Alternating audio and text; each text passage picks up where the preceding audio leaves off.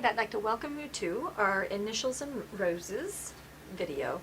This is the most darling little box. I've got to tell you this, we've been in love with it. These are brand new coaster woods that we are carrying, and we have coaster pre-cut in a good thickness to make beautiful, beautiful, elegant coasters. Okay, you can put anything you want on them, and that's kind of what started this. Then we got these great feet. They come in silver, but we've used paint adhesion medium and metal powders, and we've made them into an antique gold. We got this fantastic little box that fits the coasters in there absolutely perfectly, and it's made big enough to put a 4-inch ornament in it, so you can make a little ornament box.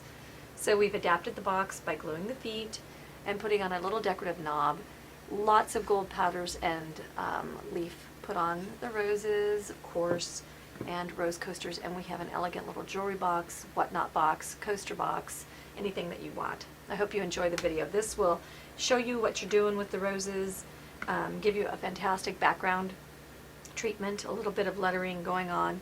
It's just an all-around, very in-depth project that is a lot of fun. Lots of repetition, which means that you get lots of practice as well. The first thing I want to do is introduce you to our surface. This is a darling little 5-inch square box made out of plywood. It has a lovely raised lid and some little hinges. And this is just kind of a boring little box, but it's just a nice size, just big enough to use for 4-inch size ornaments would fit in there, so you could make an ornament and give it as a gift. You could, and this is what I'm going to do, take these wonderful metal corner feet and, let me show you an example, and you could paint it and have these little darling feet on it. Okay.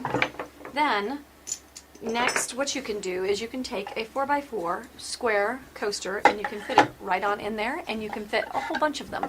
Now it's a cute little box on your table that is disguised as a little coaster box, but it's decorative. Lovely.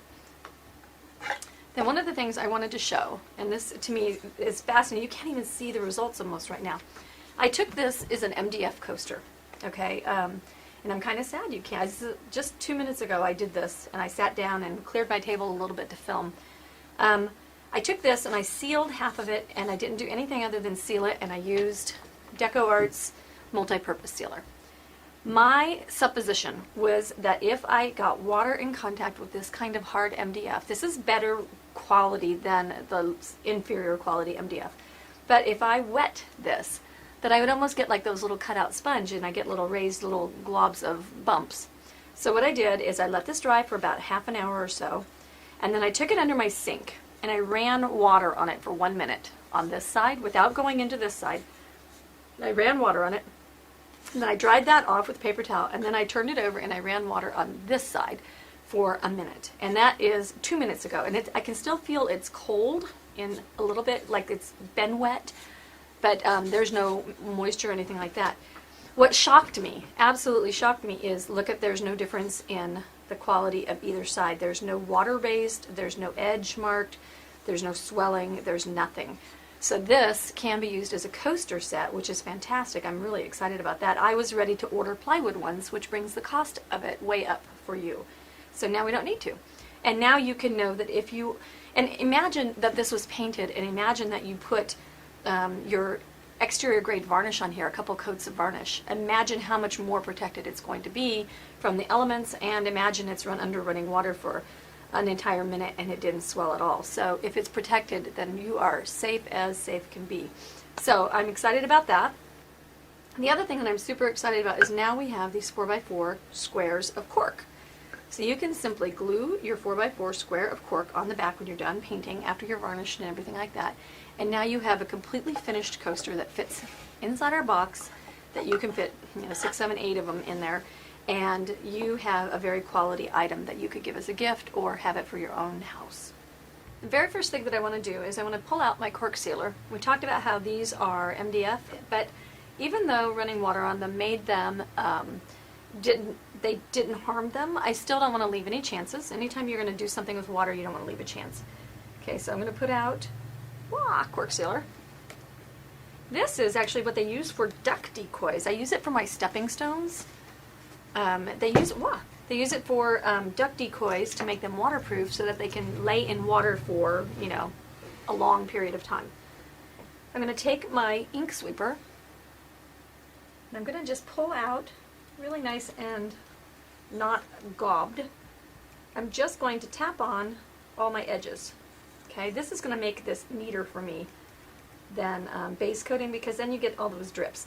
What I can do with this once I go all the way around is just wipe, and then I'm not going to have any drips to worry about, but I'll have my edges nice and securely based. Okay, and I'll just do all of my coasters at one time so that they're all prepped and I know that everything is going to be dry and clean and wonderful. When I get done with these, because there's going to be little drips and things like this, I'm going to lay them right on my nonstick mat. It's not going to stick to it, it's not going to stick to my mat, and I know that I'm going to be able to get those back off of there when I'm done. Okay, as I'm doing this, and I've already got my applicator dirty, I just laid this up here, dabbed into a little bit of product, and then just wipe it right over the top. As long as I'm going straight over the edge and not trying to start on the edge and pull in, I'm not going to have any drips to worry about. So I can do those quickly. This almost becomes like a mini varnish sponge, because I can go so fast and sweep it right on.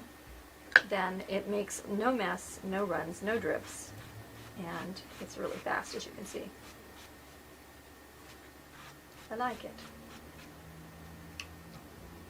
Okay, while I'm waiting for my coasters to dry, then I can take apart my box, because you can paint with these things on there, but it makes it much easier if you do not. So the very first thing we need is some tape. I'm just going to use some blue painter's tape. You can also use a piece of styrofoam, which works really well. Okay, and I'm just going to lay the piece of tape down here and kind of try to anchor it down. And then what I do is I remove all the hardware. You could write on the tape as well. You could put these in a plastic baggie, but plastic baggies can be a problematic thing. At least they have been in my world. So I'll just take all these off, and then I just stick them to the tape and then apply a piece of tape over it, and they're contained and they say what they are, and I can keep them with my box. Okay, and they don't roll around.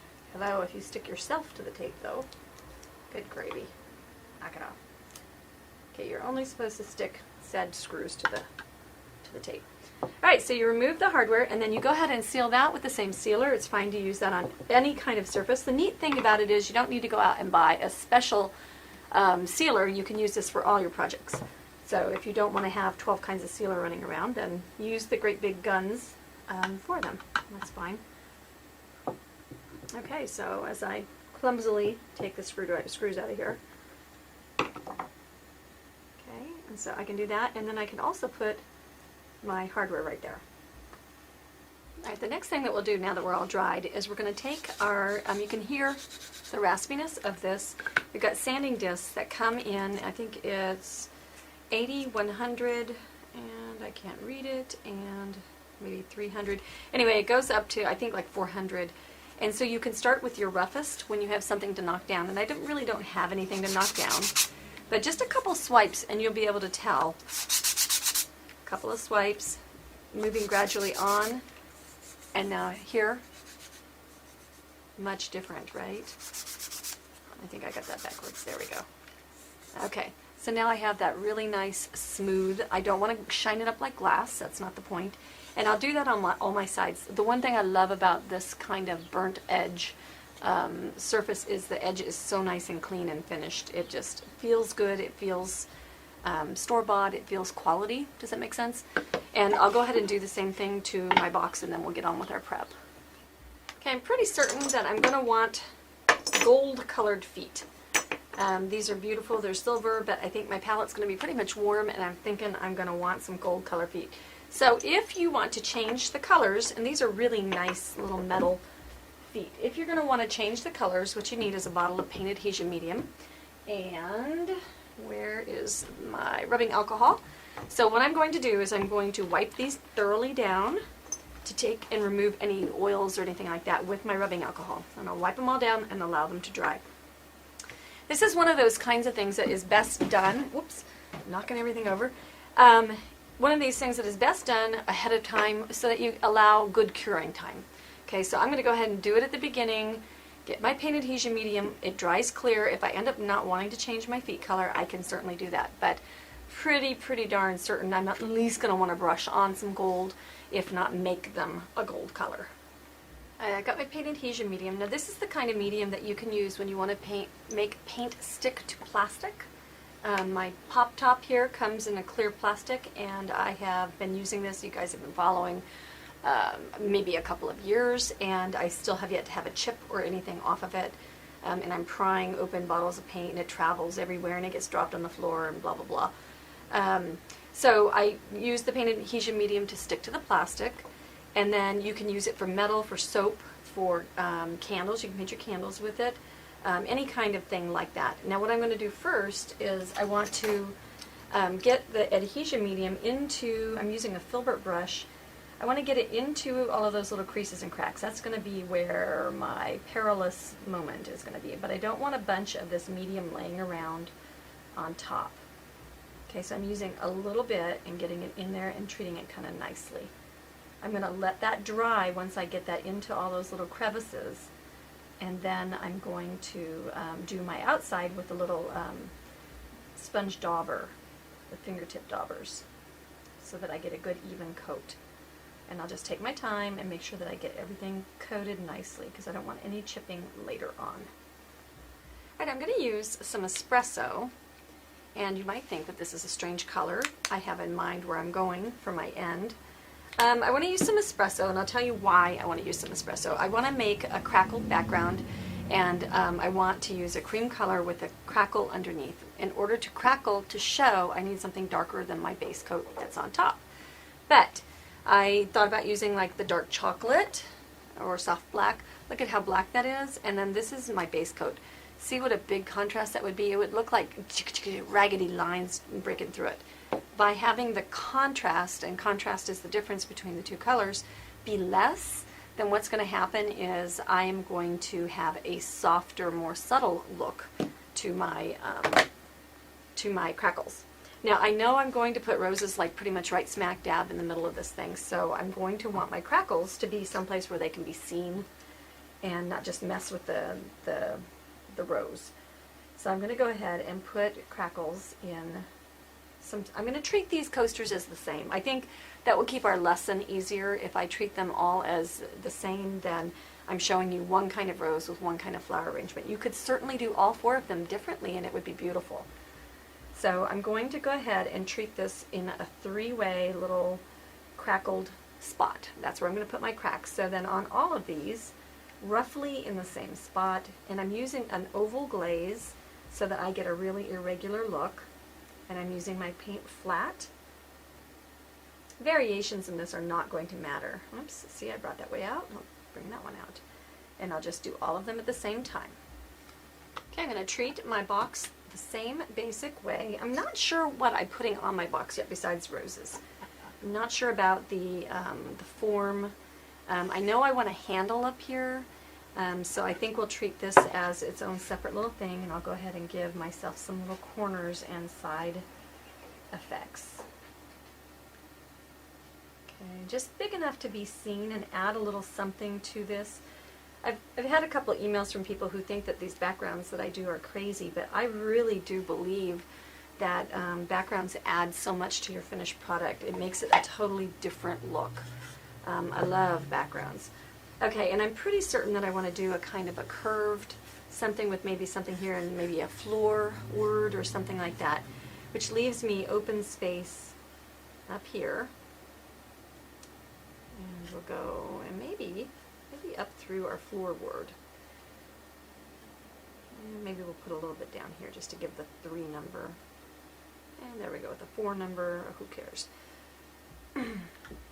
Okay, and then obviously I'm going to have the same kind of effect going on each side, so I'll just repeat it just like the coasters. Alright, now I'm going to use DecoArt's Weathered Wood. And the DecoArt's Weathered Wood, what the key to the weathered wood is that the paint will not crack until you put the top coat on, and it's chemical sensitive, not time sensitive. What that means is I can put this crackle on here right now, and 1 year from now I will still get crackle because it's a chemical sensitivity with the top coat. Okay, so it's not going to chemical react with the bottom coat, it's going to chemical react to the top coat. I want to put this in a smooth, flat application with my base. Okay, just kind of, and make it be random, don't make those edges square. Nice and flat. And if you see it beating up or doing anything strange, you stop it and you go back and rebrush on it. Now, the top coat, that's the one to keep your eye on, okay? The top coat is the tricky one, and that is what we will spend a little bit of time, not a lot of time, but a little bit of time talking about to get it right. People struggle with crackle medium a lot. It is a really big kind of gray area. I have got a video that is called how to use crackle medium, and I take apart all of the crackle mediums that were available to me at the time, and I show you how to crackle with all of them and what the variations are. And that's the problem, is every one of them has a variation. So I will do this to all of my crackling areas and allow them to basically dry to the touch a little bit. I'm getting a little bit of beating up. I don't know why it does that. As it's drying, I'm just going to keep my eye on it, and I'm going to go back in and I'm going to smooth it back out. If you allow it to get too textury and too beady, what will happen is you will get that texture in your painting and it's ugly. It's got kind of a hazed beadiness, and I don't like it myself. So do keep an eye on it. Just as it's just starting to tack up, that's when you're going to have the problem. Or not problem, but that's when you'll have that effect. Ooh, and I forgot, don't forget, we want to have our crackle kind of crouch in on top of the box. So I'm going to go in here and I'm going to drip that down in front a little bit, and a little bit on the side there, and on this back corner. That will give us a little bit more realistic-y looking thing, no matter what I do to the edges. Alright, the way that we're going to work this is I want to probably have my darker color in here, but I don't really want to worry about it either. My brush is rinsed out and dried out, and then here's what the difference is. If I apply my top coat and I put it in a line, then I'll get a weathered branch kind of look, and it'll crack in lines. If I slip slap, then I will get a hazed kind of crack. If I brush and brush and brush and brush and brush and brush and brush and brush and brush and brush and try to smooth things out with the top coat and make it thin, I'll get microscopic cracks. Okay? If I lay it on really thick like that, I will get ginormous cracks. Okay? Now the key is to come up with something in between these things to give you a look that you want. You can also sponge it. Now the sponging is much harder to get thick enough, and people seem to fail at this more than other ways. So do that on a test piece if you have one laying around. All right, so I'm going to kind of scoop, and I'm going to apply, and I'm going to watch my edges because I don't want a whole bunch slopping over the edge. And then I'm going to get out of there, but I want a little bit of variation. So I am touching on top. Notice my brush is laying back down. Okay, now over here I can just slip slap like normal. Okay. I'm going to get over here and clean my edges up so that I don't have a whole bunch of drippy drip stuff happening. Okay. And it's easier to lead with the front of your brush to get that clean. I'm not scooping it off on my edge. And then I'll base coat that later with, oh, I think gold on the edge, don't you think? Okay, so now that I've got that kind of little prep step done, I'm going to apply over here, and I'm just on the back side of my brush, and I'm patting on more than I am doing anything else. Okay, and I'm already cracking over here. I'll show you in just a few minutes. You can get a little bit of the white in there. The key is to kind of get it all base coated in one step. Now we've got other things we're going to do to this, so don't worry about being done. Nice and thick, and we can sand. The sanding won't affect the crackle at all.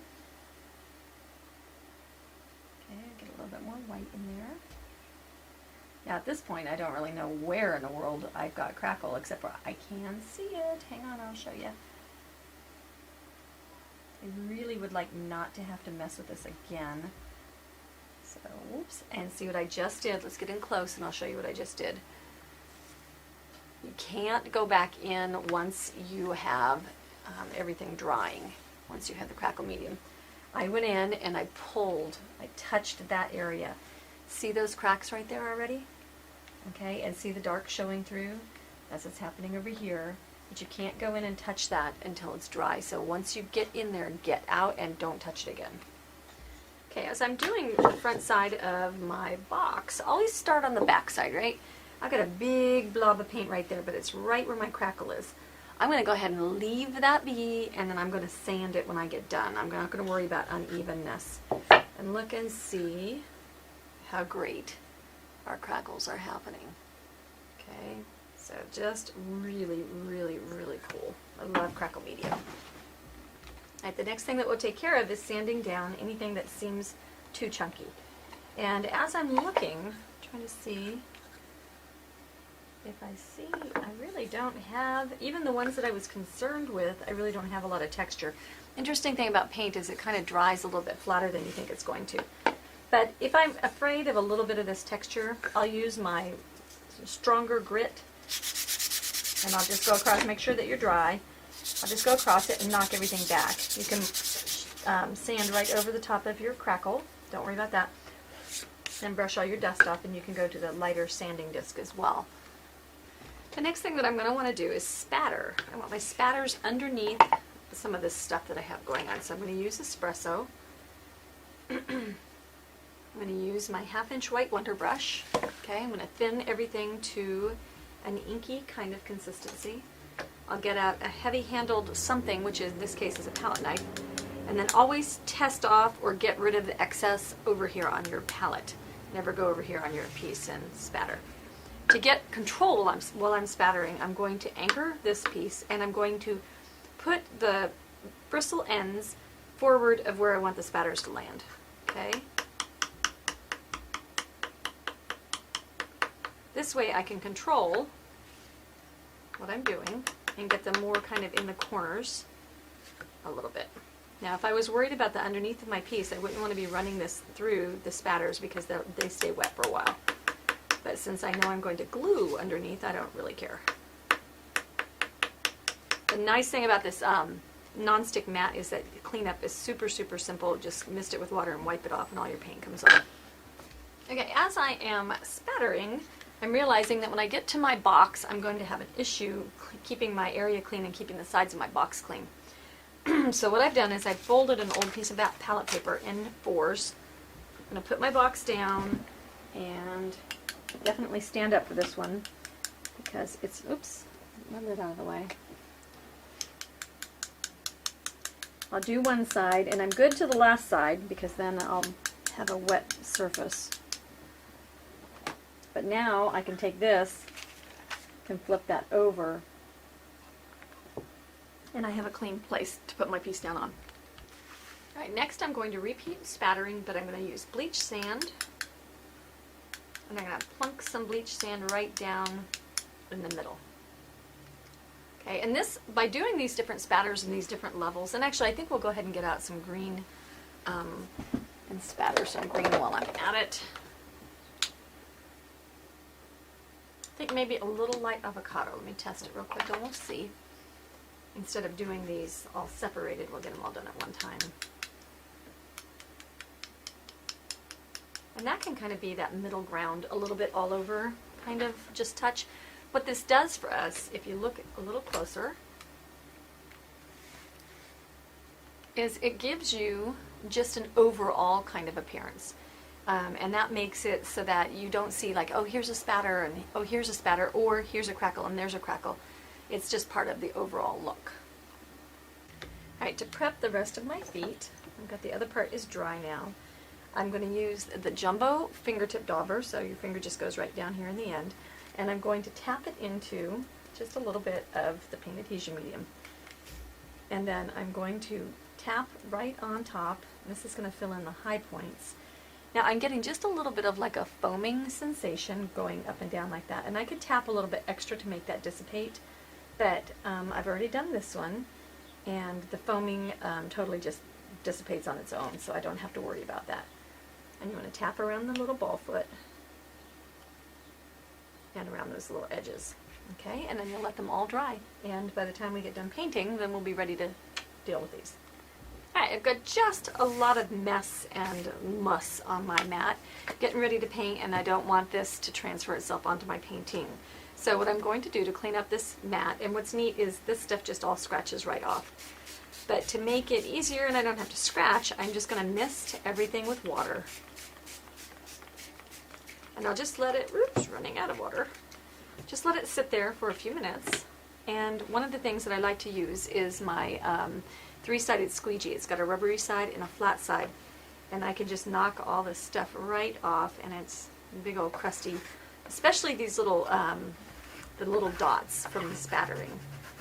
And any kind of the tougher glues or whatever like that. But this just all comes straight off, no problem at all. And then I'll just wipe it with paper towel.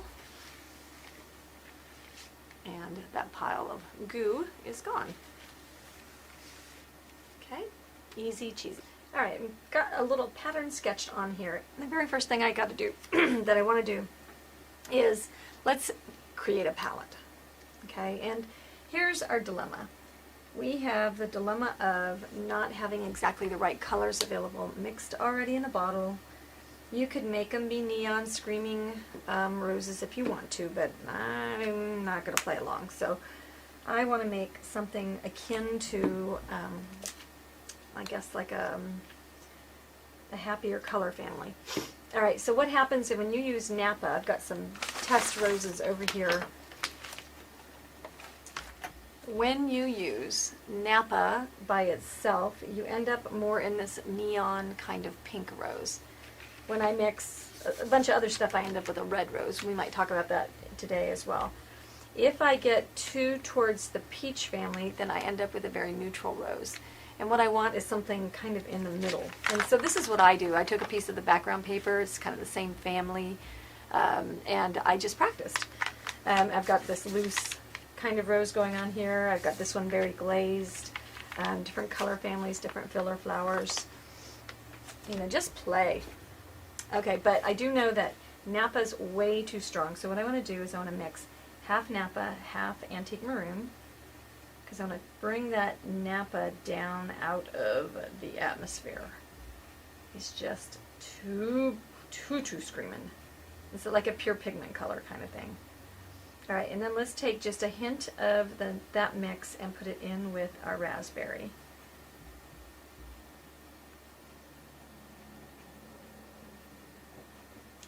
Just to make them be little color families. All right, and I'm not sure if I'm going to use this or I'm going to use white. So I'll put the white out, and that's highlight flush right there. Okay, so I've got my little mixes. You can use paint cups. We've got paint savers on the website, so if you want to. Another great idea, I don't get to use this as much because I film. This is an airtight peel-off palette, and it locks down. These little guys hinge down, and there's a rubber gasket in here. You could mix your colors. Like this has got 6 sides, 8 sides to it because of all the different pieces. You could mix your colors, put them in the airtight palette, and then you mist it and close it back up, and then the paints peel right out when you're done. So you peel them out and then you wash them with soap and water to get the residue out. Just kind of almost like the non-stick mat. But the neat thing about this, you keep your palette all in here. It's ready for you when you sit down and paint your next rose. Excellent invention. Okay, so I've got my colors. I'm really excited because this is the first time I've got to teach the roses upside right. We've got the new camera set up, and so this is going to be just kind of fun to say, hey, here's how you paint a rose. Let's take, I don't know that I have enough room on here. Okay, let me find a practice sheet. The other thing we'll need is the Traditions Faux Medium and some light avocado.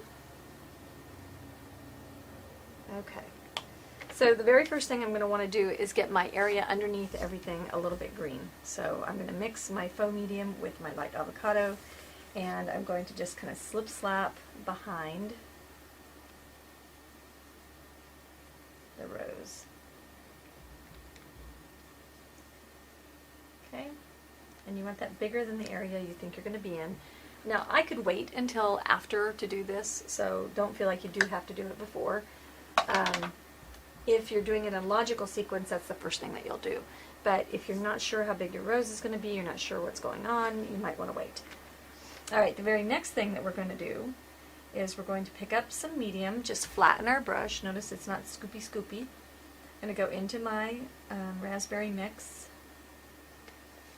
and just mix a little thing. And about the size of my rose I want to make. Be careful your faux medium and your white look like they're the same thing. I want to just make a little circle kind of thing, the same size. And while this medium is wet, I'm going to dip the toe of my brush into the dark, and I'm going to give a little shade where the throat goes and where the bowl goes. Okay? Easy enough so far, right? Okay, and I'll get you in a little bit further. I don't want to lose the palette over here because there's some stuff that's going to be happening with that. All right. So then next, and I've got that tilted just a little bit, so I'm going to tilt me so that I'm facing it straight. Okay. Now, I'm going to pick up just a touch just to wet my brush in the faux medium. My brush is pinched dry.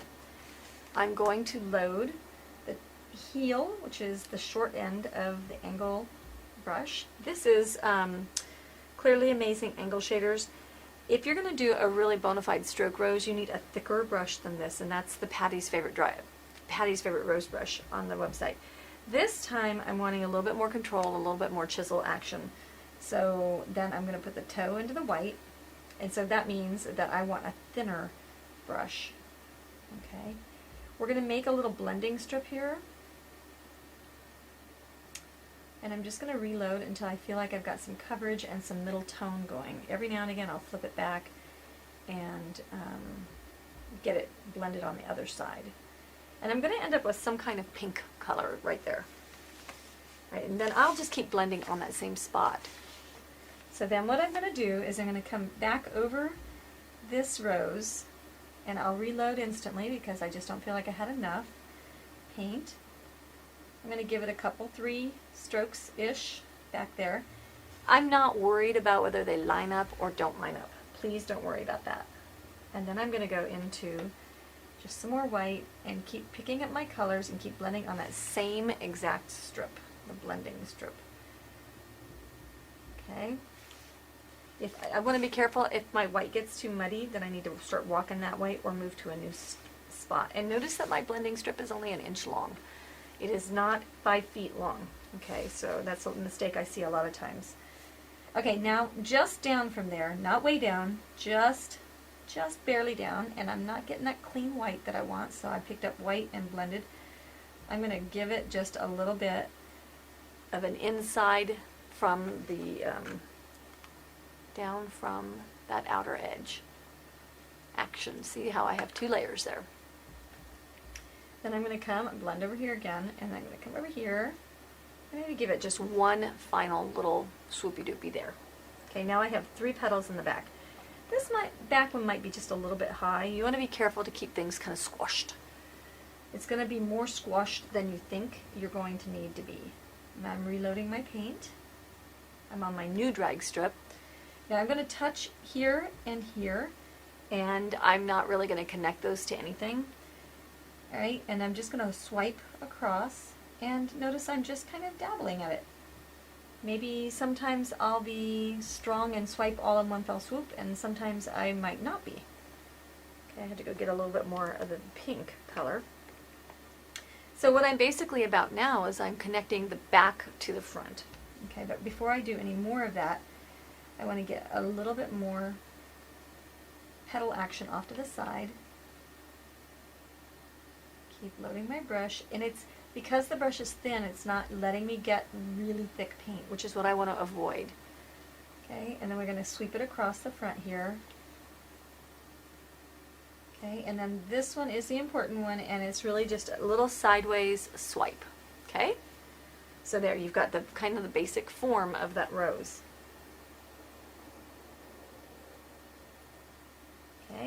now we've got to connect some of this upper stuff.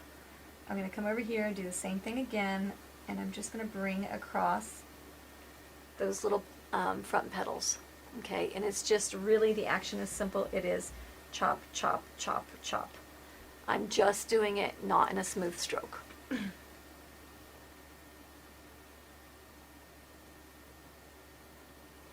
Okay, now I want to come out and I'm going to put some other little side petals, and I'm going to drag those in. That movement is a little bit of, watch my fingers right here. I'm just arching, I'm twisting the brush, okay? Kicking it off to the side just a little bit. Zoop. Now I can come up here and slide across. Okay, and pretty much we have a little finished kind of strokish type rose. Okay, we're going to do some glazing, we're going to do some extra highlighting, maybe a little bit of shading, green centers and stuff like that, but that's your basic rose. Because I've got just my basic shape. Now remember, when you're doing this, you want just basic shapes. Please don't put like all the inside details of your rose on, because it will not matter. You won't be able to see it later anyway. Okay, so got my shapes on. I'm loading. I'll bring you through the thing again. Whoops, wrong direction. Alright, I'm going to load a little bit of the faux medium. And take a deep breath. This is okay, right? And practice on some paper. The paper will grab though, so you want to make sure that you're paying attention to it grabbing. First thing we got to do, I'm going to skip the green step because I've got my pattern on. I'm going to make this area under here wet, and this is going to behave a little bit differently than the paper did, so I'll adjust and talk you through it. Okay, so I've got just my shape on there. While it's wet, we wet the toe, we dip the toe into that dark mix. And we're going to come over here, just chop in some hiya, some of our base. Okay, so that's our petal bowl and our base of our flower. Now I'll load, I pinched out all the water. I'm going to load with a little bit of the faux medium. That just keeps things slipping along so they don't grab. I'm going to load the heel, okay? I'm going to bring you in close for this load process. I'm loading the heel, and then I'm going to turn it over. I'm going to load the toe, and I'm just going to blend right there. And my blend, notice I'm not sitting straight up and down. My blend is back a little bit, okay? So I'm like wiping at my brush instead of standing it and pressing it. Okay, it's not a stand and press kind of moment.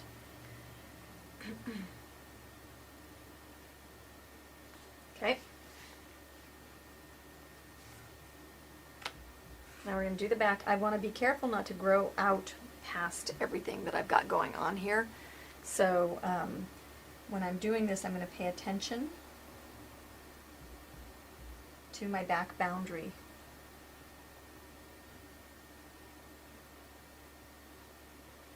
Put the second row on. Yeah, so my white's disappearing. It's getting swallowed up there.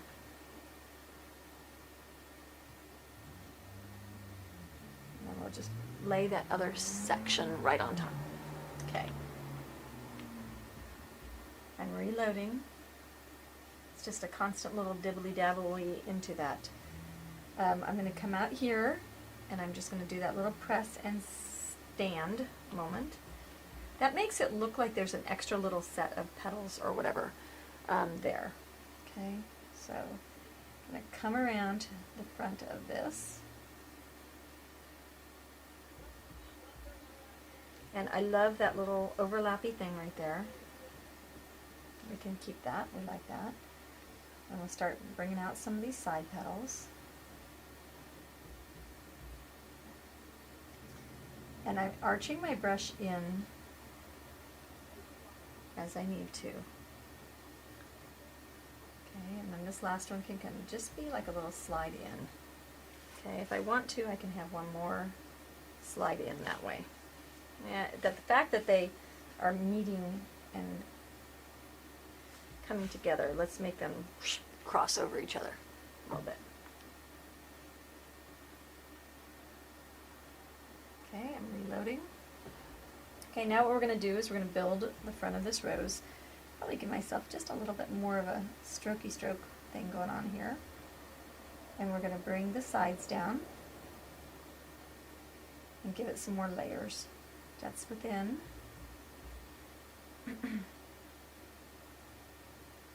And that one next. So do you see how we're addressing this little bit by little bit?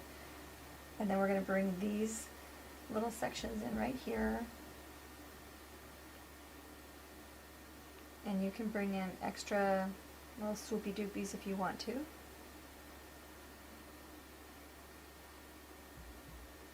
Okay. So my rose is a little bit kind of washed out. Okay. It's not as pink as I would like it to be, but I'm going to dry it and I'll show you what we can do about that. Alright, so some of the things that we can do when we have a little bit of a pale rose. One of the reasons it looks pale is because of simultaneous contrast. That means that I have a lightish rose on a lightish background, and what that means is that they look the same, okay, obviously. So what we need to do is we're going to work towards making them unlook the same. The first thing we can do is darken our rose just a little bit. I'm going to take just the toe of my brush, I'm going to float, okay, side load, with my brush, and I'm just going to blend into the dark color. Nice soft blend, which means I blend a lot. Okay, and we've lost some of our darkness inside the throat of our rose. So see how that just already perked it up. Okay, we've lost some down here as well. Now I'm going to run through, by doing this, I'm going to end up running through a little bit of my highlights, but guess what? We can put them back. Now I can come through down here, and I can shade under some of my details, just to bring that back in. Not everywhere, but on some of them. Okay, that's going to make everything kind of crisp up just a little bit. Okay, see how that already has brought us back to life. We could probably come back here just a hair and give ourselves just a little bit of a difference. Okay, yeah, I like that. Now what I want to do is I want to mark where I'm going to put my leaves and things like that. So my leaves are going to be just kind of marked with a washy float. And just a little bit of my green. Okay, and so now we start giving it some form and some body. Pull that guy out right there.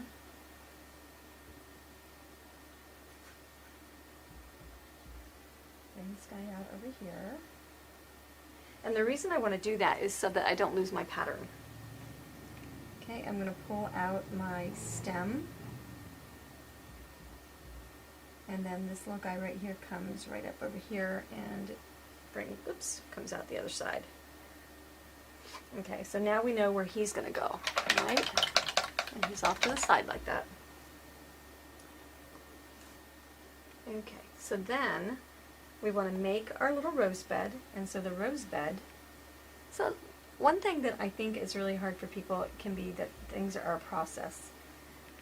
So the rose bed's the same basic way, it's just a circle or an oval, and then toe dip into the dark, and give ourselves the two little highlights there. Okay, next we'll go ahead and we'll load a little bit of faux medium. Load the heel into the pink, into the raspberry, and then the white.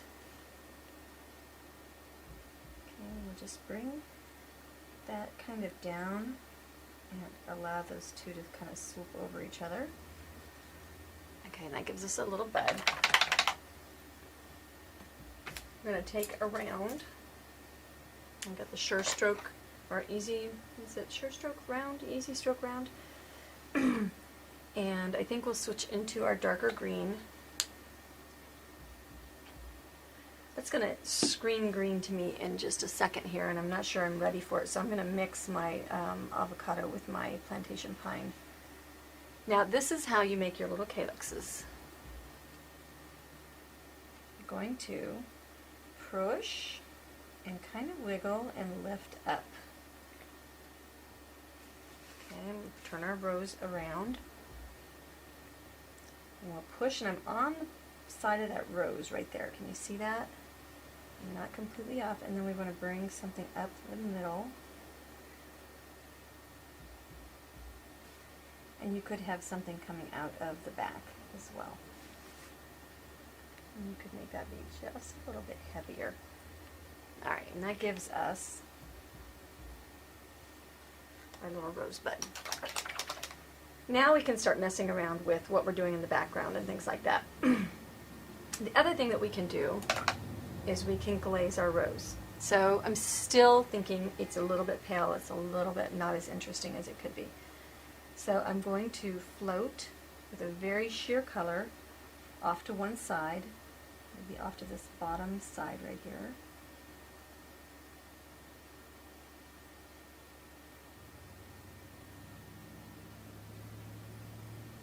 Right on where the roses are. Okay, so see how that gave us just a little bit more color.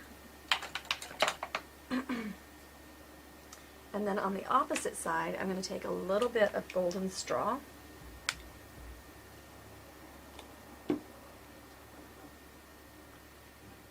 Just floated, not really a glaze, just kind of floated. And then I want to go ahead and kiss just a little bit here and there. Touch them down. With a little bit of the yellow. Okay. We'll take our little bit of faux and our white, only our white, and I'm going to come back in, retracing my steps just a little bit, and give myself a couple of extra little highlights. Same thing down here. I've left a little water on my brush. Okay. There we go. Now that's getting a little bit better, isn't it? So we'll take that little bit of soft black plus the red, and we'll just put it over to one side and kind of chunk it over there. Okay? And we're going to come over here. We're going to do the same thing over here on this side of the rose, and we'll put a little bit of that same shared little love up there. And then inside that throat, we'll go ahead and use our Hauser Light Green, and we'll tibbly in some little polka dots. Too polka dotty. We want it a little bit more random than that. Maybe even a little bit of the yellow. Okay, same thing over here.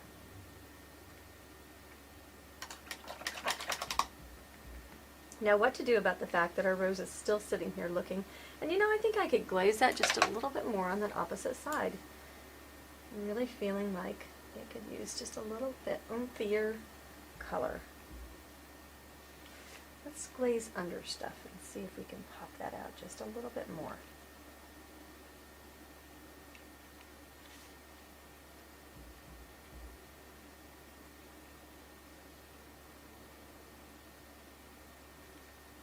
Okay, just a little hair.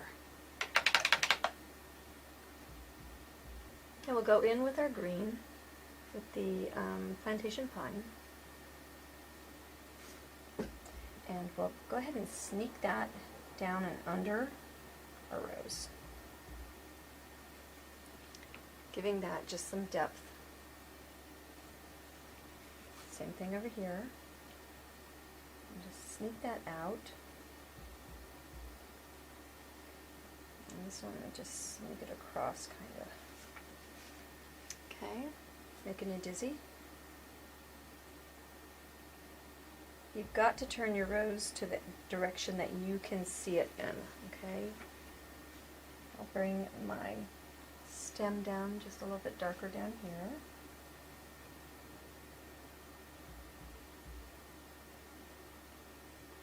Something coming up here. And now I can get a little bit more daring even, and I can put in some deeply darks.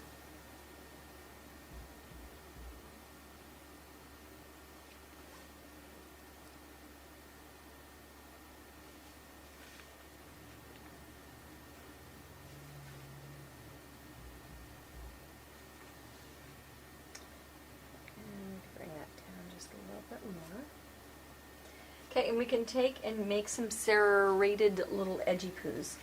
And we're just going to shove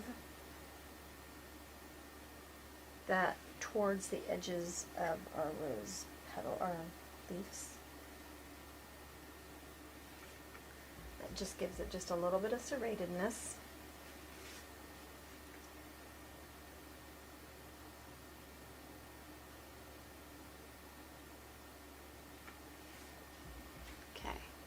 And now it's getting a little bit kind of prettier, isn't it? We still are missing these back edges over here and what to do. This is not a problem. Now is where we talk about how we could have done our green first, and then maybe we wouldn't be struggling so much with our little rose. I'm going to take some of my faux medium. I'm just going to kind of wet this background area. Don't wet too big an area or you won't be able to operate quickly enough. I'm going to pick up the plantation pine. Just going to kind of bring that out into kind of some leaf-ish shapes.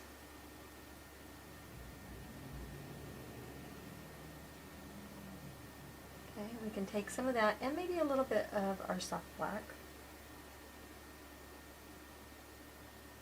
And bring out even leafishier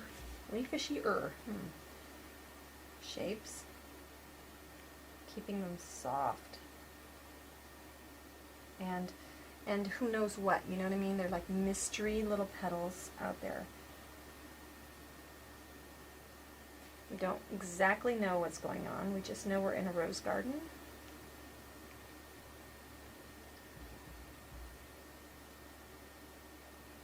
And there's stuff happening.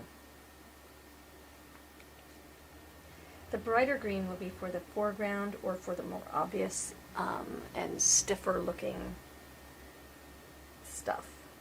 You don't want the brightest to be everywhere. And so I'm bringing some of that dark around. So now those leaves can get just a little bit stronger.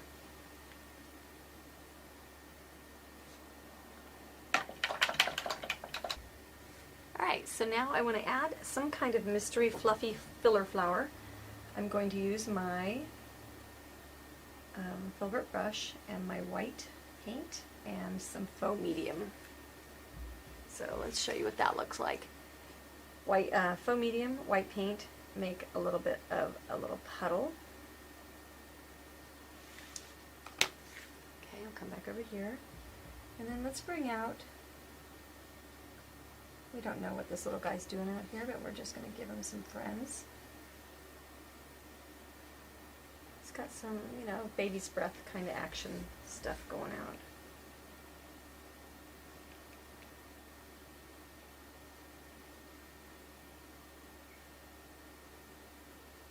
And then we'll go straight white. We'll add some little dibbly dibblies.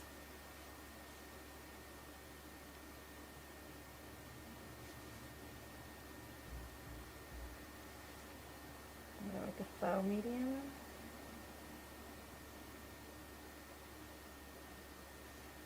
A little straight white.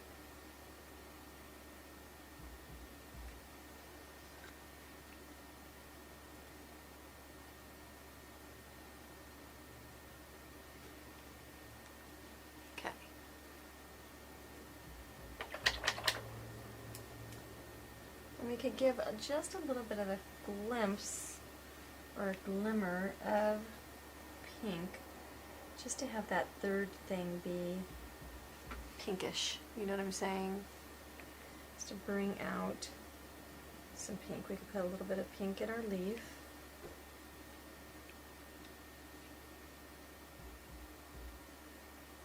Dance around there. Okay. Alright, the next thing that we can do is we can antique our edges just a little bit. And I'm going to use burnt umber and a bigger angle shader brush. Okay, and I'm just going to bring that around and just shade that down. Okay, that's going to give us just that much more warm, bring it in from the rafters kind of action. I'll go to the opposite side so I don't cut through. And notice I'm leading with my toe. I get all the way to that inside and then I start chopping it towards me. And then I round it out.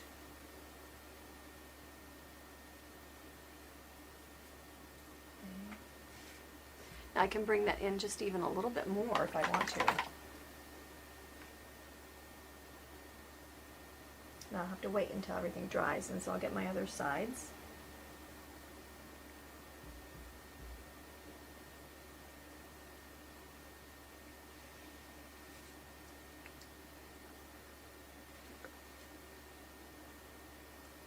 Holding it still. This is where all that background texture is going to play towards me, play my way. Now I can go just into a little bit of soft black, which is going to be very strong, and look for a potentially dry corner. And I'm going to keep this in small chunks over here in the corner. Okay, so see our sides just disappear, right? Over here, it's got to be dry. Otherwise you're going to be lifting.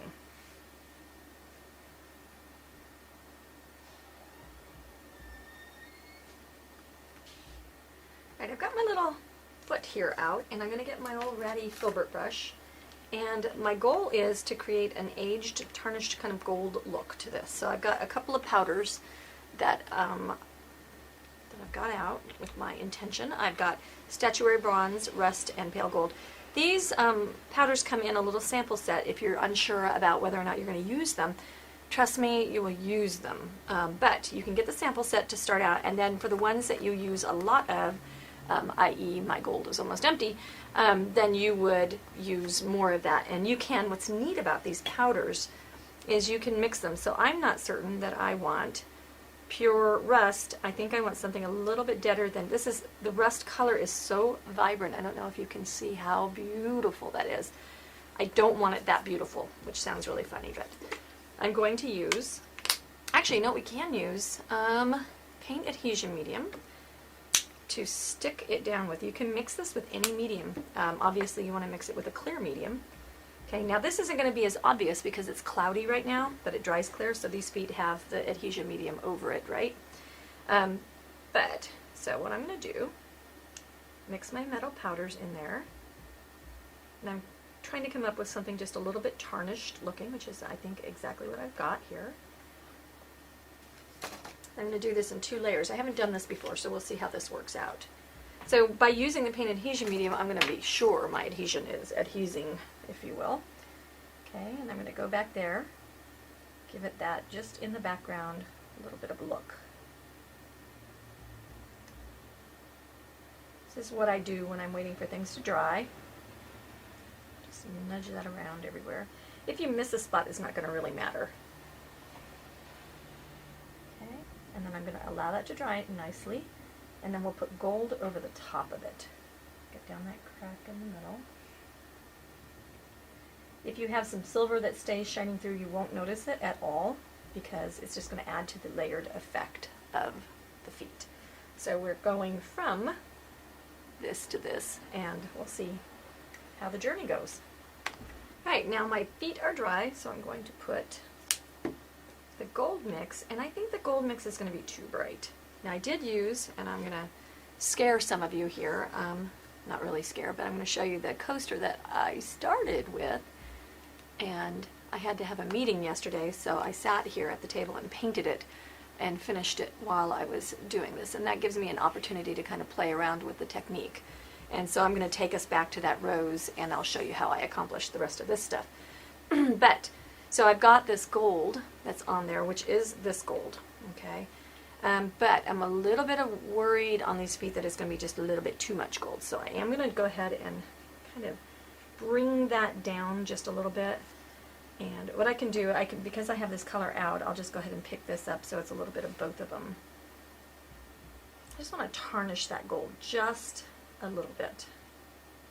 So you can feel free to make whatever mixes of colors you want. Now I want to take my fingertip dauber, really pat it off, and then I'm just going to go over the raised top edges of that foot.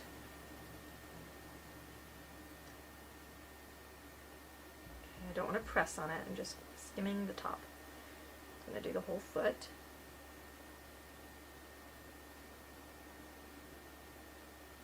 Okay, yeah, that's giving me a good look. I like it. If I get any in an area I don't like it, I can take it off just by basing out. The nice thing about the metal powders, the powders cover right away. They are so solid. You can make them transparent or solid, but I like them to be solid. I don't like to do 59 coats when I only need one. Okay, so that's giving me that look that I want, and I'll show you. Oh, I don't have a comparison anymore. But yeah, that gives me the color family that I'm going to want. Okay, if I'm looking at it next to my box, that's going to be awesome.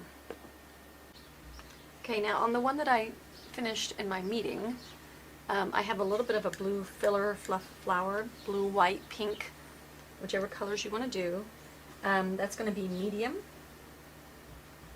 and you're going to use a good filbert brush and get some white in your brush. We'll go over here and so you can see. Get some white, medium white, and a little bit of our blue to make it be a baby blue. And so see what I've done here is I'm brush mixing. I have a couple values of this. I've got a white final, I've got a middle, and I've got a dark. So maybe I'll start with my dark. Okay, and we'll just go ahead and give ourselves something. And because it's dirty in my brush, that's going to look kind of like a good blended little look thing going on there. Now I'm picking up another color. I'm going to highlight that just to get that little bit of a hint of something happening. Now I decide I want a little bit darker. I'll go mix a little bit of dark in with. I want you to wonder what's happening there. I don't want you to know. It's just part of our background. It's part of our little jungle flower garden kind of thing. If I was a gardener, and I keep trying to be and I fail at it, I would not have plants in a row, although I do have to chuckle that I planted tulips, and I must have been living in the logic side of my brain, and didn't I plant them out by the pool in a perfect little column in rows. And so the next year I went and dug them all up and planted them in groupings using my brain. Okay, I'm going to get a little bit of the raspberry color, and I'm going to go tint these raspberry white, medium, dirty brush, blue. I'm going to give these just a little bit of that tint. Something needs to happen back there.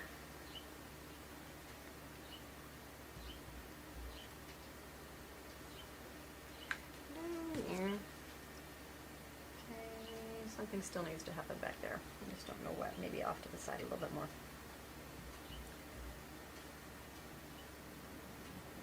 Now we want a little bit of these flowers to kind of be saying yay, hi. I'm going to highlight. And so I'm just barely touching the tip of my brush, the side of my brush. Okay, and this may be one of those cases where I decide to spatter in some flowers instead.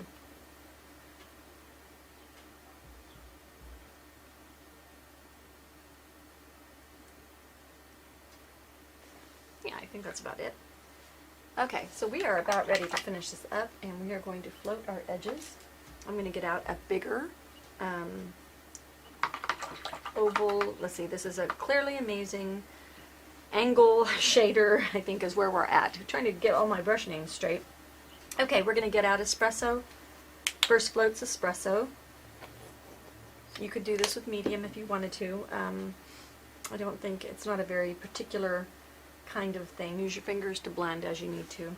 You've got to stay out of, this is where doing 4 coasters at a time is going to do you well. You've got to stay out of things that are wet.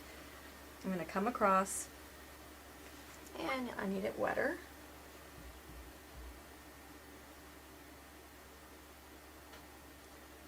Okay, need to come across, and then I need to round my corners. And I want to bring it in just a little bit, okay, because I'm going to deepen that with some other stuff. So see how that's just barely the beginning. Okay, now I'll work on the opposite corner because that's not wet, and I won't wipe out some of my floating. Notice that I'm not really concerned with technique here. I want to make sure I don't leave any weird lines, but I'm not really concerned. So I'll finish the others, and then I'll come back and show you how to deepen it. Okay, now we have a couple more steps. We're going to deepen the corners. I've got to be careful. I've got burnt umber and water. I'm going to be careful not to leave it too close to the edge because I have this border that I'm going to be taping. So if nothing shows, I'll have wasted my effort and it'll all be underneath the tape. So I'll just deepen those corners, pulling it out.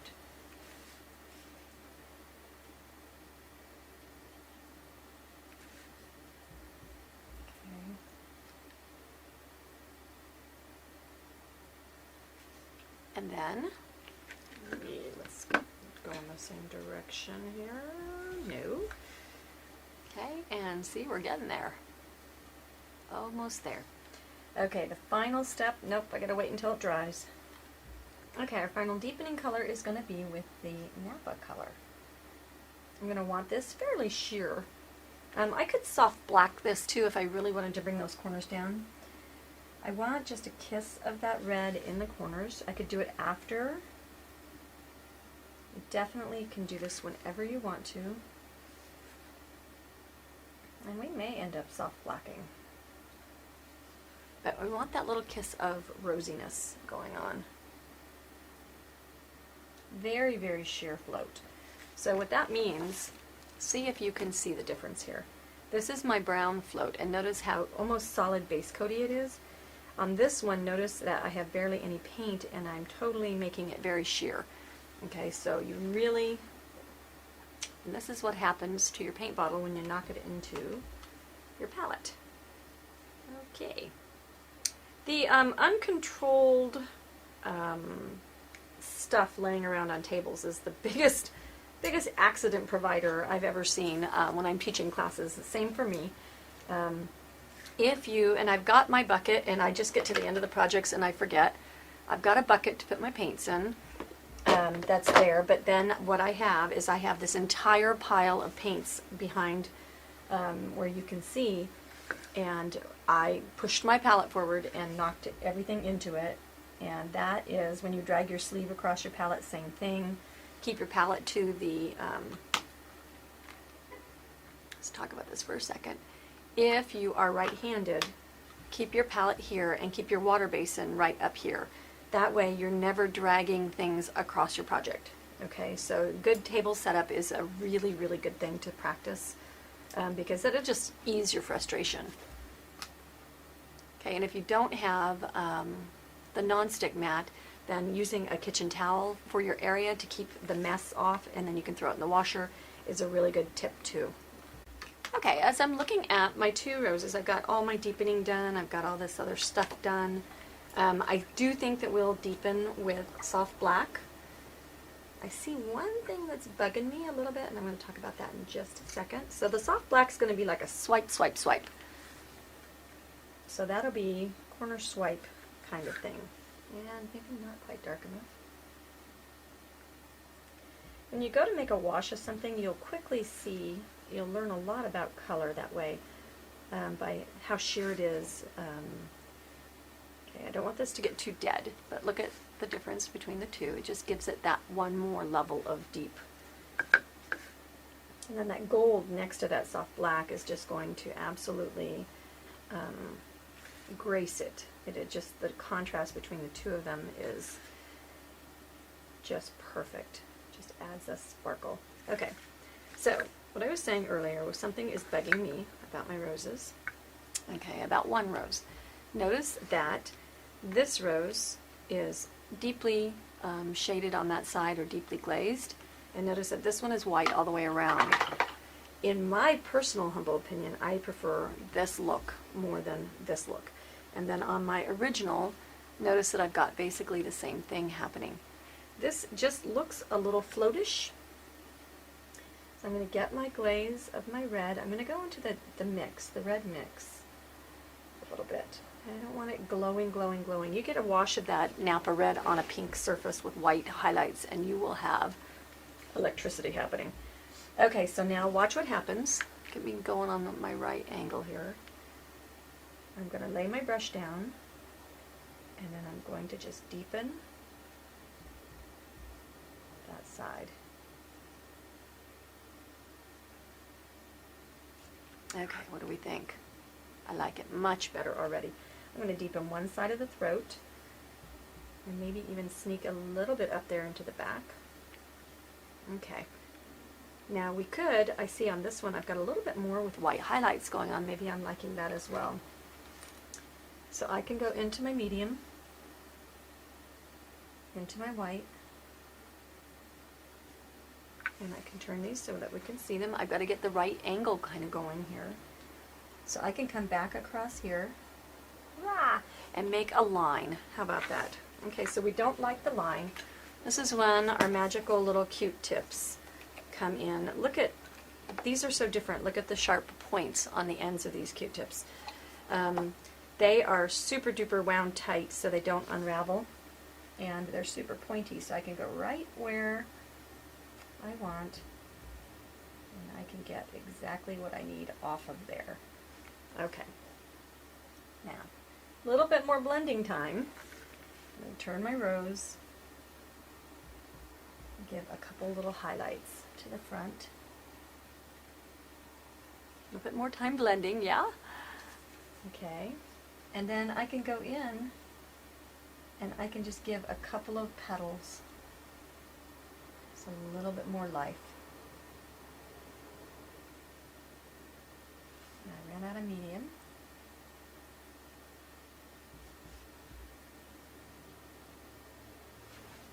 Okay. So yeah, that adds just that little bit of charm and grace. And I could come over to, let's see, over to the back and give a couple of these little guys out here a little bit more movement, and it just adds more depth. I could do the same on my little bud. We don't want the bud to stand out too much because it's adding pink. It's not supposed to be the main flower. And there's a couple of ways I can band my coasters. Number one, I can use a T-square, and I can move things out of my way. And I can measure. I've got a fairly generous, I can use my ghostwriter and then just band this. This is nice because it just goes zoop, zoop, zoop. T-squares, if you have astigmatism, you need a T-square because you will see that you will paint everything cockeyed. So if your trees are always leaning and your buildings are always sideways, then you know you have astigmatism without even going to the doctor. And if you have a T-square, it will solve it. So you can do that way. The other way that you can band is to take your compass. This is a half-pipe compass. It has a cap. I know I go through the same drill every time I talk about it, but I have to say you can't go wrong. Okay, so this you would just adjust by pulling it out. It has extra leads on board, which I think is probably, besides covering up the sharp point, which I have impaled myself on mine a million times before I got one of these, it has compass leads on board, so that if you run out in the middle of a project, you've got them to replace. And we do sell the replacements only as a service, because one time I had to go to like 11 stores in the city to get leads. And so this is also easy. You just run your compass right along, and it will evenly mark. And if you ever need checks, you just make a mark, move your point, make a mark, move your point. It makes awesome little checks as well. Now we're going to take just regular Scotch tape. And we're going to busy ourselves taping. We're going to take 2 sides of each coaster. Okay, we're going to bray down the edge, just on one edge. Okay, and you'll do both sides.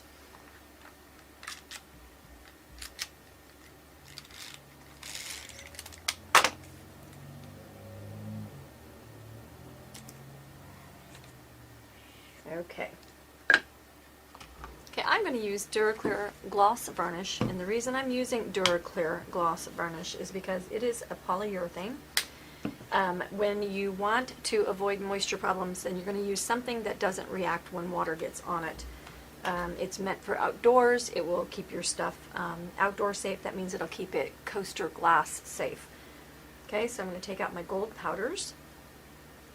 And these powders come in 8 colors and that are beautiful. And you've seen me using them a little bit in this project. You need the sample set if you don't get anything else. But the ones that you think you'll use the most, definitely better value to get the bigger set. I'm mixing this with the gloss varnish. You can suspend it in any medium: clay, varnish, sealer, paint. You could put it in your paint. You can make your own metallic colors. You're going to need a bit for this. When I was doing it before, it definitely took a little bit to cover. You want to keep this covered. You don't want to breathe in the metal powders. There are real metal fibers there. The new fingertip daubers have a cap so that when you're going between projects waiting for something to dry, you can cap it, and that means that you don't have to go wash it and you don't need 8 sets of them. I think I have 8 sets. Okay, so I'm going to use fingertip dauber to get my edges. It's going to go right on top of that tape. And notice that it's covering with 1 coat. I can make it as heavy metal powdered as I want to. I can have it sheer, I can have it bold, I can do whatever I want. This side edge is a little bit harder to coat, but look at its coating with 1 coat as well. Okay. These are fantastic if you're stenciling to avoid areas of stencils that you don't want to touch. Okay, so then as soon as I get that done, I can cap it. I could move on to the next one, whatever, but I want to take my tape off right away, okay, and see what a nice, beautiful, clean line that is, and what a pretty edge. Okay, the reason I am doing the border, oh, that's so shiny. So I use gloss varnish to encourage the shine, the sheen of it. The gold powders will take on the properties of whatever you put it into. So if you put it into something that's going to dry matte, then it won't be as shiny. Okay, so that is just gorgeous. So I'm going to do all my other edges, and then we're going to spatter. The reason I'm doing that is because I really loved the look of my red spatters that hit on my edges. It just gives it a little bit more aged look, like it's an old coaster. Okay, while I'm sitting here and taping, all these coasters and doing all this stuff, I had a thought, and I was looking at this line and how beautiful and crisp this line is. And I was thinking, when do you get so good at taping that that you have that crisp of line? And I thought, you know what, it's not the taping at all. I mean, it is the taping, but so just rubbing your fingernail along the line is easy, and that's fine. But I've seen many students use brute force and suck that tape down on there and not achieve as crisp a line. And it occurred to me that it's because of the little finger tool here. When we use any other technique, including brushes, when you use a pouncing brush or a stenciling brush, it pounces straight up and down for sure, but it also digs out. These little guys right here, they just tap straight up and down on the edge of that tape, and nothing is allowed to leak under. And that is why that line is so perfect. It really is kind of a breakthrough kind of tool that you would never think in a million years would make that big a difference. But I cannot tell you how many times we've had heartache in class because of bleeding lines, especially if the bleeding line was put on after the project was painted. You just, why bother? Why not use the preventative silly little sponge thing on a stick here? Fantastic. Okay, I would just like to point out that sometimes it is dangerous to let the painter sit here while paint dries. So I took the gold and I made a little French manicure situation on the tip of my finger using gold instead of white. It looks fantastic. And it was easy to do just using my regular brush. What a great, cute little craft idea. Okay, yeah. So we're going to finish up on our gold, and then we're going to spatter with it. And one of the things that occurred to me while I was doing this is I should have taken out my longer one of these to do all these edges, but then I was already almost all the way done, and why dirty something when something else is already dirty? So you can add the gold powders to gold. You know, have you ever tried base coating with any of the gold paints? Very, very terrible. You can add a little bit of the gold powder to that to increase it, and the medium will be right for whichever one you add it to, if you know what I mean. If it's metal powder, it has the right medium, add a little extra. Okay, I'm going to spatter with a little bit of gold. So I'll just mix water in with my medium. Get just a little fleck. I'll move things over. Be careful about running things through if you're not certain that back is protected. Just a little bit of that. We're going to spatter with a little bit of our Napa and get that on those edges. Adds a really neat effect. And actually keep it over near the edge, and then one good spatter on the dark side of your rose, and then you can do a little bit of that mix or some of the browns for a little bit more depth. And you could do a little more green, a little yellow, whatever you like. That's about where I'm going to go, but if you want something else, you could certainly do it. The next thing we're going to do is we're going to put 2 or 3 coats of the gloss varnish on this. Okay, as I'm varnishing my project, I waited. I did not wait, actually. I did not wait long enough, and I had a drop that was wet. And my son, Joe, was in here, and he's the one that edits the videos, and I said, did you know that if you varnish too soon, that the wet dots will smear? And I said, but did you know that if you varnish too soon and the dot smears, that it will continue and wipe off if you continue varnishing? And he said, well, you're going to show everybody that, right? And I said, oh, no, no, no. Who's going to be interested in that? I'm the only impatient painter out there. And he laughed at me and said that everybody would appreciate it. So here we go. So I put my wet dot on there, and I'll get out some fresh varnish. And so what you do is if you get a smear like that, okay, then what you do is you keep varnishing. So sometimes it's better not to stop with hesitation. It's better to go ahead and continue marching through. So I wiped the smear off because I just kept going instead of stopping. Okay, so some of the techniques that I'm going to do are going to be similar to what we've already done. So we're not going to get too deeply into them, but I am going to talk through them. The very first thing I'm going to do, and I'm going to do it first versus after because I just want to establish my values, is I'm going to go ahead and shade with the same technique that I shaded all of these with at the corner. So it'll be espresso, burnt umber, soft black, and the Napa.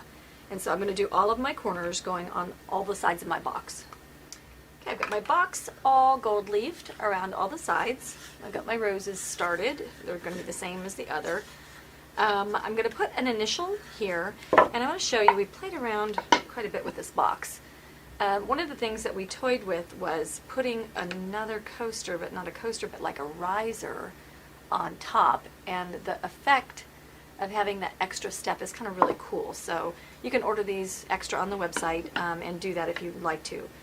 If you're going to glue something to that, you want to leave something unsealed and unpainted if you're going to use wood glue. Otherwise, I'm going to use hot melt glue. So then I want to put my monogram on here, and my monogram is an R, and R is for Rawlinson, and R is also for Rose. There are all the letters included. But so what I've got to do is make sure that my monogram is going to be straight. It's got this big dippy tail, and it would be very easy, especially with astigmatism, to get it cockeyed. And so the very first thing I want to do is decide approximately where the center of my box is. So I would measure between here and here, okay? And then I'll go ahead and lay my T-square wherever I think that that bottom line needs to be. And then I can, whoops, jockey this around until I get it square. Okay, the other way we could do it is to run it down the side with the long line there. You got to find your straight line, and then from there you can put it on there in a perfectly straight manner. All right, I'm going to paint my monogram with raspberry. I'm a little bit concerned that raspberry is going to be a little bit on the pinkish side, which it's obviously pinkish. I'm going to neutralize. I feel like that's going to be just nauseous stuff. I'm going to put a little bit of my green in my raspberry, and that brings it down to a much more temperate color. I think I like that better. Okay, so I'll just base. Got my round. When I base, I try to just go ahead and line the edges of things first. That keeps your paint in bounds. I took away a lot of the detail. When you look at the monogram that's in your packet, there's a lot more detail on it. This could very easily be a gold monogram too, by the way. But I think I want to start not so busy and see where we kind of get to. I can always add, it's harder to take away. Okay, I'm going to go through the center of the R, or my monogram, with a little bit of the brighter pink. I want to brighten it up just a little bit. And then just kind of dry brush on top of it just to tint it. And if that's not enough, then I'll dry brush a little bit of white mixed with my, so I'll make it pinkish-er. Pinkishier. Just in those main body areas. Okay, just to lighten us up.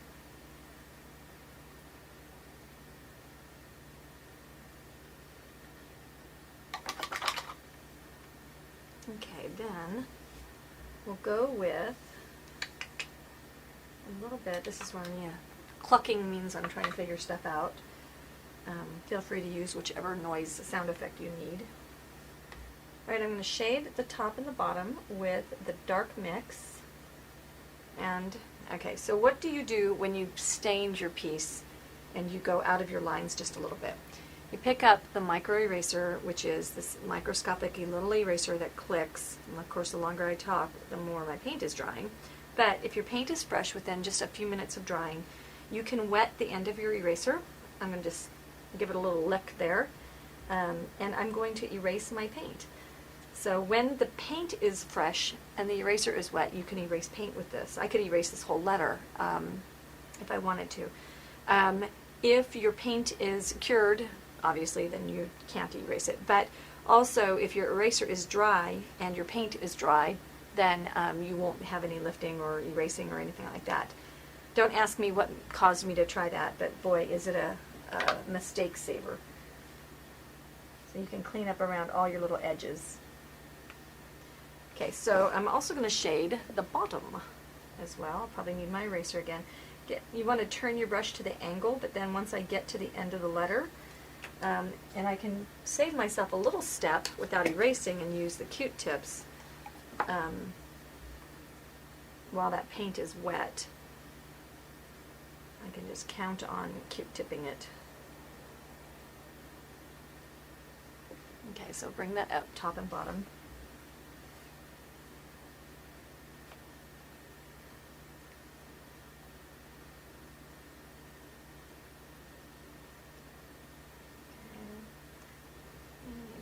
Just a little bit more,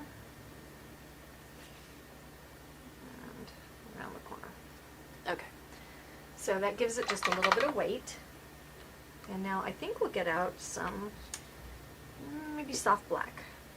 I'm worried about how much weight I'm going to have, so I'm kind of comparing this to this. Make sure that I'm not going to get too kind of crazy with, oh, I already had soft black out. Okay, I'm going to use my round. I'm going to thin my soft black. Okay, and I'm going to just drop shadow. See if that's too dark. I think that's probably okay. I thought about getting rid of these little circle cutouts because now that I've taken away a lot of the detail, it doesn't make as much sense, but so far I'm leaving it.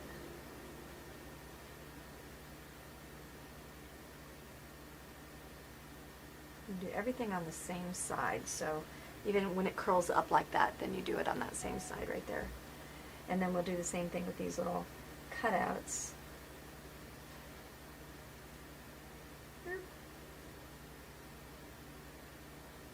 Press to make it thicker.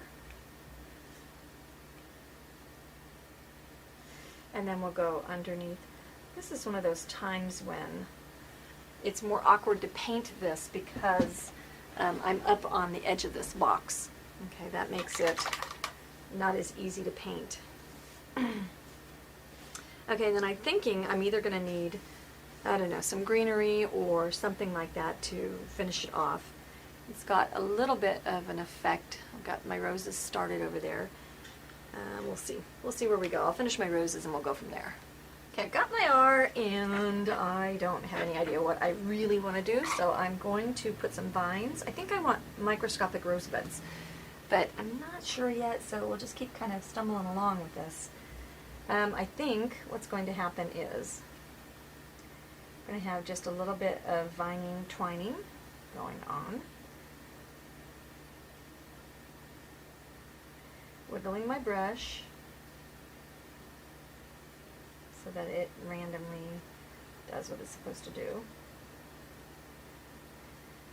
Okay, we'll tuck some of that out here and wiggle that. Okay, and so maybe what we can do is have a little bit deeper and thicker so it can carry.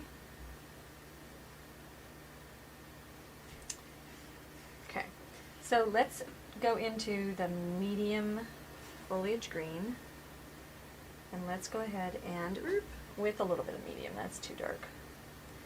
I'll leave that one, but I'll add some lighter ones. Let's add some little vining leaves. And I'm not doing a very leafish job. I need a better brush for that, so I'm going to grab a fantastic little stroking leaf brush. It's a stroke filbert brush. Makes perfect little leaves. And I've got a new one here so that I'll make prettier leaves than these, my goodness. Okay, yeah, that's much better.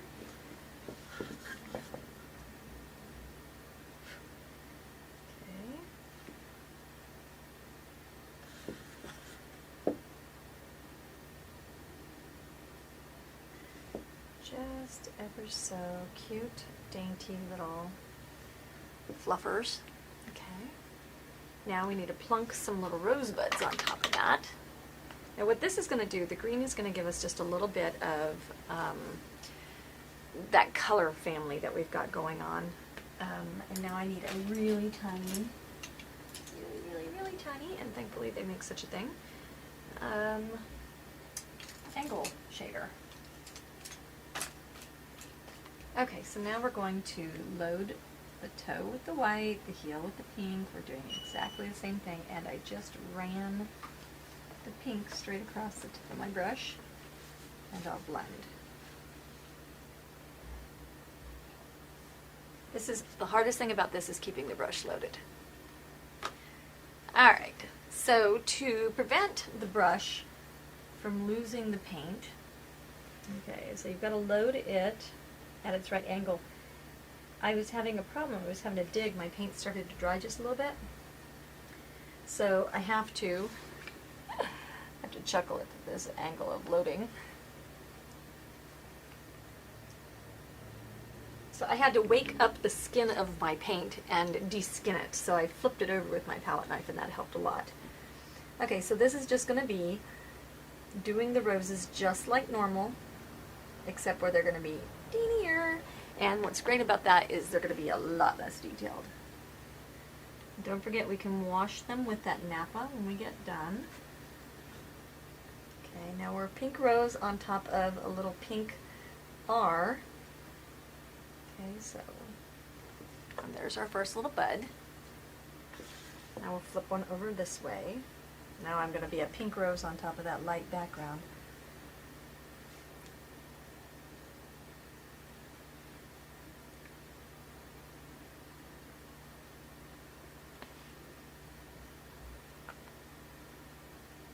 Holding my breath, putting my tongue between teeth. Okay, cute, cute, cute, cute. This is more about placing dabs than anything else. Do not feel like you're painting a full-size rose because it's not going to turn out that way. Now I need just a little bud up here. Okay, and I can put some calyx on that. I'm reloading each time. Okay, and let's see, maybe a couple down here.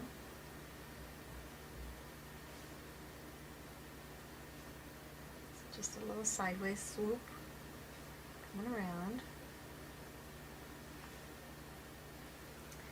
And shade to accent.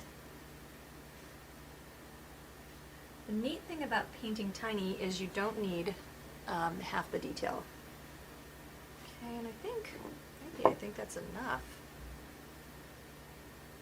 I think maybe that might be enough. Just, oh, maybe I need one more. Okay, maybe one more up here.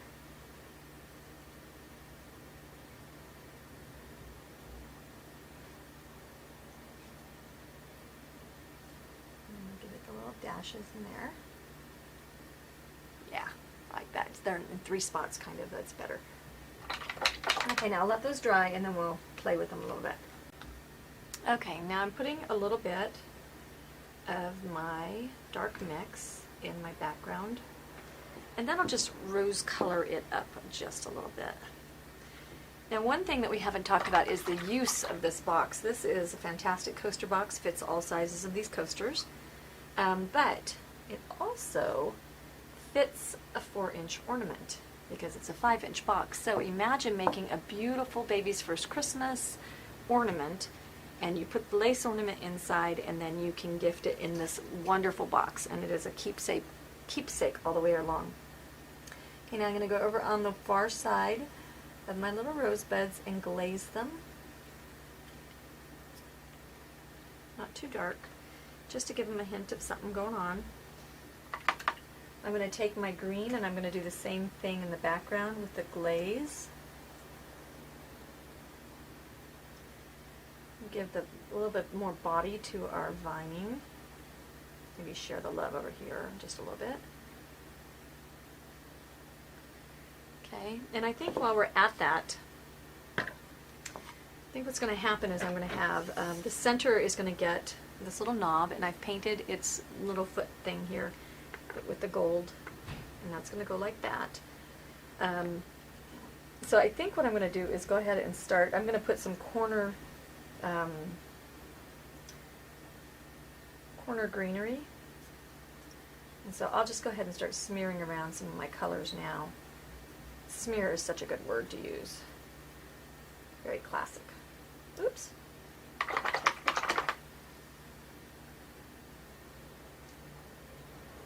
so we'll get some of the red mix in there.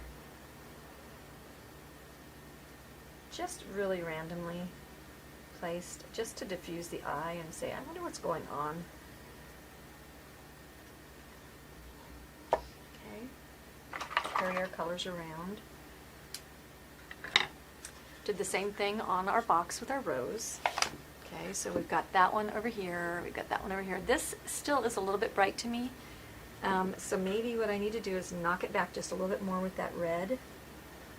Okay, and the neutral red, not the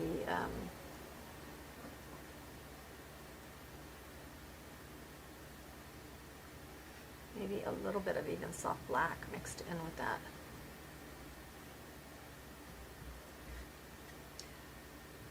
Just neutral. Okay, I think that's a little bit better. Not so glowing. I'm fighting the glowing roses. Okay, a little bit better. So what a difference. So this is the side without any of the background, and then this is the side with a little bit more of the background on it. Definitely helps. Alright, now we're going to make a little bit of trim work. I want to make sure my screw holes are aligned. And I think, yeah, we'll just do the 4 corners. And we'll do a little rose and a little bit of vining. And so that technical vining is twist your fingers while letting the brush kind of loose. Definitely random and jerky and stuff like that. I'm using plantation pine.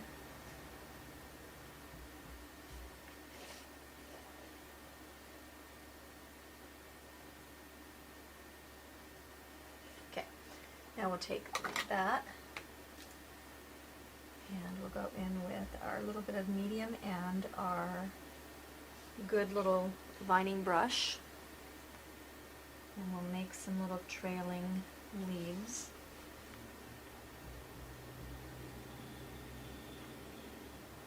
Have to have a little medium.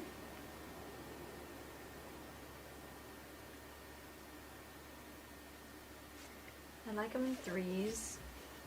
I will add a little bit of dark up there. Yeah, that's a little better. Little bit of plantation pine.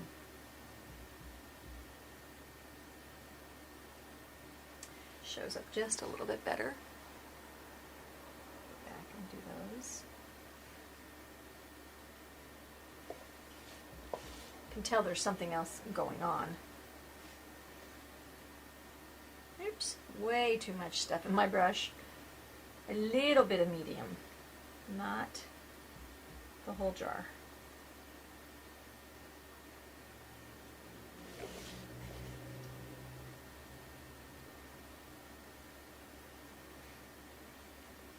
Just soft little vines.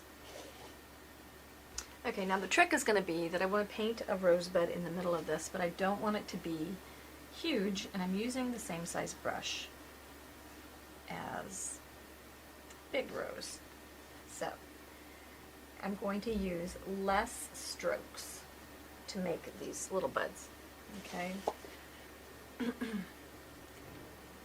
So what we'll do, let's see, we'll go this direction. Oh, I don't have my little circle base yet. Some medium.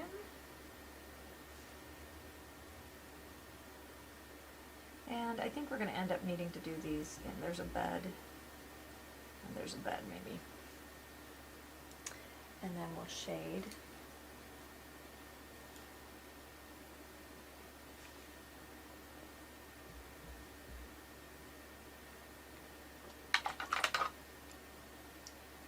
And I forgot the little dudes.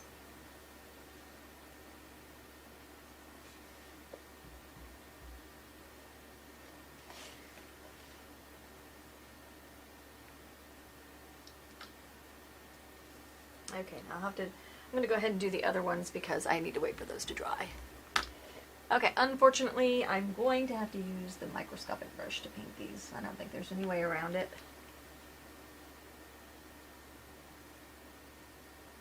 Okay, so I'm blended. We won't make as many strokes, but we can make sort of as many. With 3 in the background. I moved a fresh puddle of paint out, and I moved it really close to the edge of my palette. That's going to help me a lot. Okay, and then this is just our little bud, so it just gets 2 things.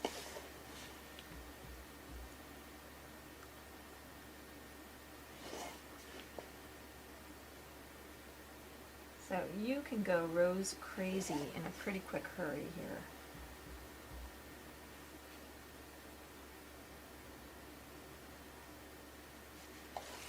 Over here, I'm going to do that little mini little guys. Okay, same here. And we'll come down the front. Put our little hayas there. The more imitations of frilliness we have, the more it looks like more petals and more layers.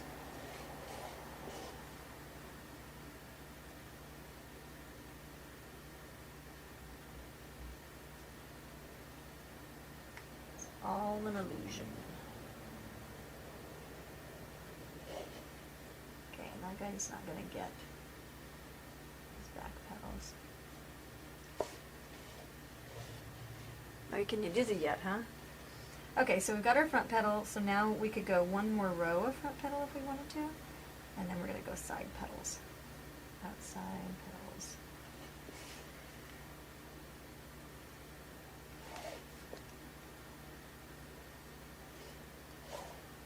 Okay.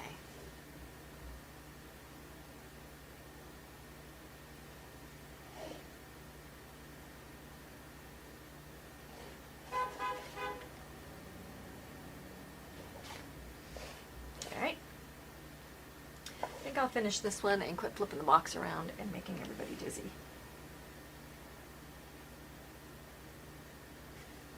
Okay, that'll be this inside stuff. Inside layer.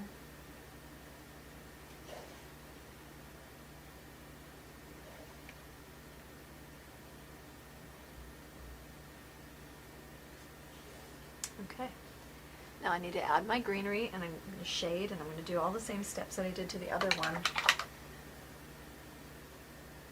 One of the things that I really did like was the red inside the throat and at the base. So we'll shade one side.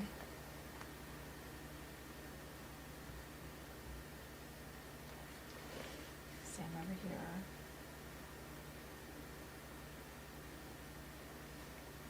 Okay, we'll add just a little touch of soft black.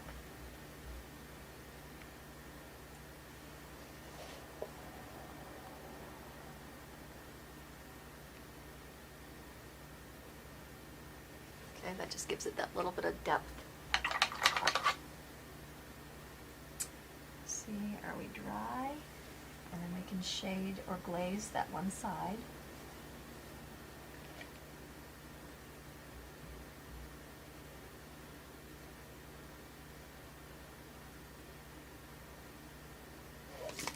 Wow! All kinds of stuff falling down. I'll load white. And then I'll go back and I'll add some little crispy highlights.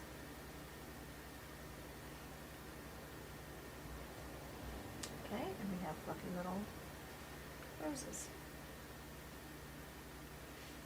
Okay, and then we have to add our greenery, which is going to be with our round and a little bit of medium. And we can add some bigger leaves. That one looks like it already has bigger leaves. And this we're not going to really shade or anything. We'll just put some darks in there.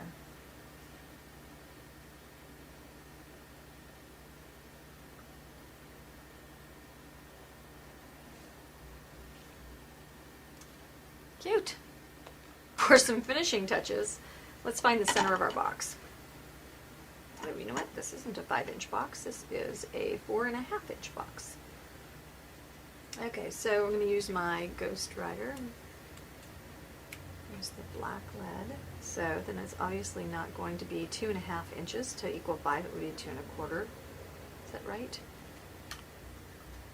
And I'll go the other direction. And same thing, and triangulate and center a box. Okay, for the outside of my box, now what I want to be careful of is I want to go ahead and finish the outside of my box and make it be, you know, gorgeous and lustrous. These have little screw holes, but they don't for some reason come with screws. I'm not quite sure what's going on with that. I'm going to go ahead and varnish. I am going to use a little bit of hot glue after I varnish to secure my feet, but I am going to get some little screws. Oops, get some little screws to fit in there. Okay, so first I want to varnish. Let's talk about varnish and finishing. I've gone ahead and glued on my lid, my knob for my lid. The reason I glued it is it doesn't come with a hole, and I just wanted to make it just a little bit easier. A little hot glue is fine, and you do that before you varnish, otherwise you're not going to stick. So let's talk about finishing. We've got coasters, and coasters can be